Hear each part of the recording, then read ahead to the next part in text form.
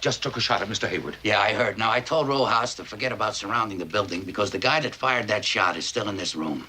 All right, how do you explain these? Janice Caldwell's jewels. I can explain it. Did you know that one of television's most iconic detectives could have been played by a world-renowned singer who turned down the role just to play golf?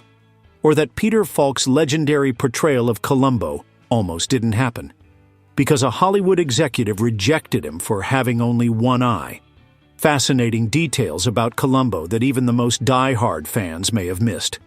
From behind-the-scenes mishaps to surprising casting choices and even rumors that spiraled into legal drama. This video will challenge everything you thought you knew about this beloved series. Believe it or not, Columbo could have looked and sounded entirely different. Before Peter Falk donned the rumpled trench coat and lit the ever-present cigar, Columbo existed in completely different forms. Believe it or not, the world-famous detective first appeared in a 1960 episode of the Chevy Mystery Show, played by actor Bert Freed. His portrayal didn't exactly light the world on fire, and it's hard to imagine anyone but Falk in the role now. A few years later, Columbo returned in a stage play titled Prescription Murder.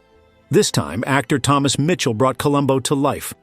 Though Mitchell gave a compelling performance, it was the adaptation of that play into a 1968 TV movie that paved the way for Peter Falk to revolutionize the role. But this might blow your mind. Peter Falk was not the first choice to play Columbo. The creators, Richard Levinson and William Link, initially hoped to cast Bing Crosby as the detective. Yes, that Bing Crosby, the charismatic singer of White Christmas Crosby, loved the idea but famously declined because the commitment would interfere with his golf schedule. Imagine Columbo solving mysteries while humming Christmas tunes between holes. And it gets even more bizarre. Another serious contender for the role was Lee J. Cobb, a rugged character actor, best known for films like 12 Angry Men. But when Peter Falk read the script, he knew the role was made for him and aggressively pursued it. He called co-creator William Link to express his passion, saying, "This role is mine, no one can play it like me." Even so, Peter Falk almost didn't get the part. A Hollywood executive at Columbia Pictures bluntly dismissed him. "For the same price, I can get an actor with two eyes."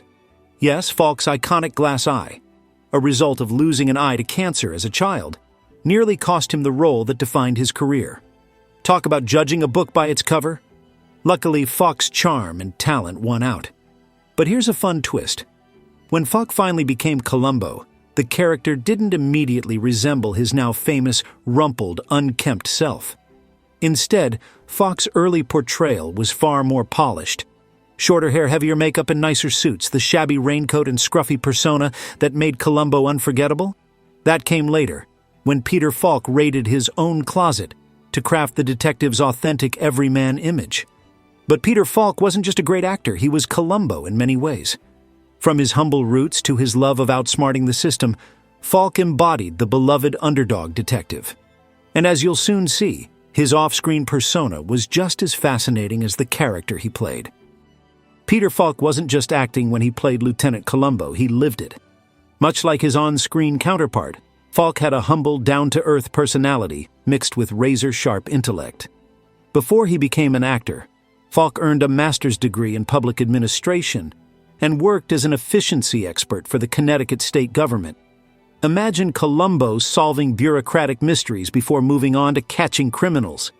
And just like the detective who was underestimated by wealthy villains, Falk faced a lifetime of being overlooked, starting with his glass eye, which he got after losing his right eye to cancer at age 3. Far from letting it hold him back, Falk once joked about his glass eye during an audition. "You think one of my eyes isn't good enough? Fine, I'll close both." His wit was as sharp in real life as it was on screen. Another parallel? Falk shared Columbo's love for the ordinary and unpretentious. He wasn't a fan of the wardrobe chosen for his character, which he felt looked too stiff and inauthentic. So, he rummaged through his own closet and found a shabby raincoat he had bought years earlier for personal use. That infamous raincoat, combined with his blue-collar humility and ever-present cigar, helped cement Falk's version of Columbo as an icon. But Falk's life wasn't all cigars and raincoats. He had his own charm that translated to both men and women. Men admired Columbo's underdog spirit and cleverness, while many women found Peter Falk surprisingly sexy in his unassuming, real guy way. Falk himself admitted being baffled by his unlikely status as a heartthrob. Talk about an unexpected fan base. Here's another fun fact. When Steven Spielberg, fresh off directing a few TV episodes, was asked to direct Columbo's very first aired episode, Murder by the Book of Mar, Falk was skeptical. Spielberg was just 24 years old at the time and relatively unknown. Falk reportedly voiced concerns about working with someone so green, but quickly changed his tune after seeing Spielberg's inventive directing style. As Falk told producers after filming, "This guy is too good for Columbo. He's going places." And, as history proves, he wasn't wrong. But Falk didn't carry the magic of Columbo alone. Let's take a look at some of the unforgettable faces and behind-the-scenes choices that made the show as iconic as its leading man. While Peter Falk shaped Columbo into the iconic character we know today, the show's success also relied on brilliant production decisions and a parade of unforgettable guest stars who played his clever, conniving adversaries. First, let's talk about the show's unique storytelling format. Columbo flipped the classic whodunit formula on its head. Instead of making the audience guess the murderer, the series introduced the culprit at the very beginning of each episode. The real mystery was in the how-catchem, how Columbo would outsmart the killer and bring them to justice. This inventive approach kept viewers hooked and showcased just how sharp the writing and Columbo really was. Now, here's a remarkable guest star story to chew on. Legendary actor Jack Cassidy appeared in 3 of the most memorable Columbo episodes, including Murder by the Book. Cassidy had a knack for playing sophisticated yet sinister villains, and his chemistry with Falk was electric. Fun fact? Cassidy's on-screen charm earned him a reputation as one of Columbo's most iconic adversaries, often referred to by fans as the ultimate Columbo villain. And if that's not star-studded enough for you, one of the series' earliest episodes was directed by none other than Steven Spielberg. Murder by the Book was groundbreaking, not only for its sharp writing, but also for Spielberg's stunning use of cinematic angles and lighting, techniques that were considered revolutionary for television at the time. Spielberg went on to direct blockbusters like Jaws and Jurassic Park, but it all started with Columbo. But hold on, it gets funnier. Due to Columbo's immense success, NBC executives once insisted on giving the detective a gimmicky sidekick, claiming it would spice up the show.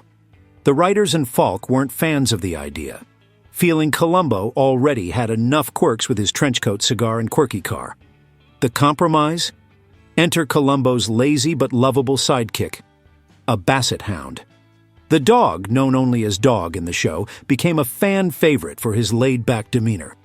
Falk eventually grew fond of his floppy-eared companion, and the two shared many adorable moments on screen. Behind the scenes, the cast and crew were like a family. Falk was known for his eccentric but endearing behavior, similar to his character.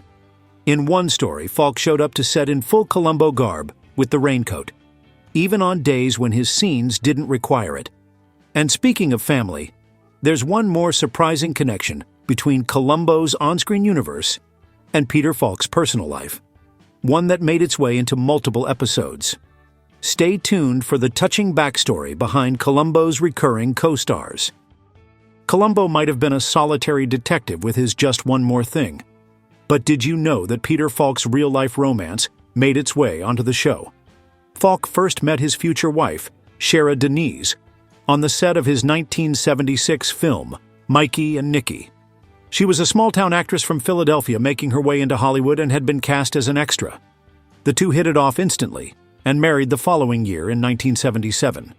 But here's the interesting part. Shara went on to appear in several Columbo episodes over the years. Initially cast in minor supporting roles, her involvement grew as the series went on. Falk adored working with his wife and often requested bigger parts for her, even suggesting creative ways to include her in the storyline. However, there was one time when Falk vetoed her involvement. In the 1991 episode Columbo and the Murder of a Rock Star, Shara auditioned for the lead female role. Although the producers loved her performance, Falk ultimately declined the idea because one of her scenes involved her character in bed with a much younger man. Instead, she got a different role as a co-conspirator, and even showcased her real-life singing talent by performing a number featured in the episode. When it comes to Columbo, the stories behind the scenes are just as fascinating as the mysteries in the show. Over the years, die-hard fans uncovered some surprising details, and in some cases, even unwittingly, helped create myths that took on lives of their own. Let's start with the detective's first name. For years, fans debated what Lieutenant Columbo was called outside of work. The show never explicitly revealed his full name. But the rumor mill spun out of control when a trivia book claimed his first name was Philip. Fans took the detail as fact, but here's the twist. The name Philip Columbo was completely made up by trivia book author Fred Worth as a trap to catch others stealing his research. When the board game Trivial, Bekorabote, Kurtas Sari, Kurburjit mistakenly included Philip Columbo in its questions, Worth actually filed a $300 million lawsuit for copyright infringement. The courts ruled against him, but the misinformation lived on for years. The real answer? Thanks to eagle-eyed fans, we now know that Columbo's first name is Frank. In the episode Dead Weight, if you pause at just the right moment, you can see Frank Columbo printed on his police badge. Though it was never mentioned on screen, this small detail gave fans the closure they craved. Well, most of them. Some die-hard Philip believers still refuse to accept it. And speaking of Columbo legends, did you know Peter Falk once reprised his role in one of the most unexpected places? In 1978, Falk appeared in character as Columbo at the Dean Martin Celebrity Roast for Frank Sinatra. While playfully grilling Sinatra, Falk's Columbo accidentally let slip what he claimed was his wife's name, Rose. It's the only time the Mrs. Columbo character was ever given any sort of name, and fans are still debating whether it was meant to be serious or just part of the joke. Columbo's cultural impact extended far beyond the United States. In fact, the show was so popular in Romania during its original run that it caused an all-out public outcry in 1974. The problem? Romania had strict government quotas limiting the broadcast of American television, so when fewer than 10 episodes aired in a season, fans assumed the government was withholding content from the public. The uproar became so intense that the U.S. State Department had to intervene. Peter Falk himself helped calm the chaos by recording a phonetic Romanian statement assuring fans that Columbo would return. His speech became one of the most infamous moments in Columbo history. And it worked, as fans were thrilled by his effort. Lastly, what about Columbo's unexpected ties to modern discovery? When the show was remastered for high-definition formats, fans began picking apart the visual details they'd never been able to notice before. From signs and props to Columbo's famous Peugeot, fans paused and zoomed in to catch every nugget of hidden trivia. The show's badge revelation, in particular, became globally famous thanks to HD rewatches. Just more proof of how timeless this scruffy detective really is. But Columbo isn't just about trivia. It's about legacy. From a bronze statue in Budapest to Peter Falk's award-winning career, let's explore how both the show and the man behind it became symbols of storytelling brilliance. When a character continues to live in the hearts of fans for decades, you know it's something special. Columbo wasn't just a hit show. It became an enduring piece of pop culture that left its mark on audiences worldwide. And at the center of it all was Peter Falk, whose unforgettable portrayal turned the scruffy, eccentric detective into a symbol of clever, unassuming brilliance. Let's start with a monument that every Columbo fan needs to visit. In Budapest, Hungary, there's a life-sized bronze statue of Lieutenant Columbo and his famous basset hound. Why Budapest, you ask? Peter Falk had Hungarian ancestry through his maternal grandfather, and the city wanted to honor their connection to this television legend. Visitors can walk right up to the statue on Falk Mixa Street, appropriately named for both the actor and a 19th-century Hungarian journalist with the same name. Falk's international popularity didn't end there. In Romania, A country once under strict government censorship, Columbo reruns caused such a frenzy in the 1970s that fans staged protests when they thought the government was intentionally withholding episodes. Imagine crowds marching in defense of their beloved rumpled detective. But for Falk, his passion for portraying Columbo never got in the way of exploring other acting opportunities. When Columbo first became a network staple, NBC initially wanted a weekly program.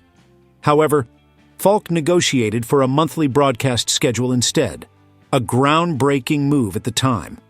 This allowed him to pursue film roles while keeping the show alive. Falk later described it as the perfect balance, ensuring he didn't burn out and could give the best of himself to both his movies and television. His dedication to the role didn't go unnoticed. Falk's work on Columbo earned him a slew of accolades, including a Golden Globe Award for Best Actor in a Drama Series in 1973, and an impressive 4 Prime-Time Emmy Awards. Few actors can claim to embody such an iconic character while maintaining so much personal integrity in their craft. Still, Falk's later years brought an emotional twist to his life story. In 2008, he was diagnosed with Alzheimer's disease, which tragically robbed him of many of the memories tied to his time as Columbo.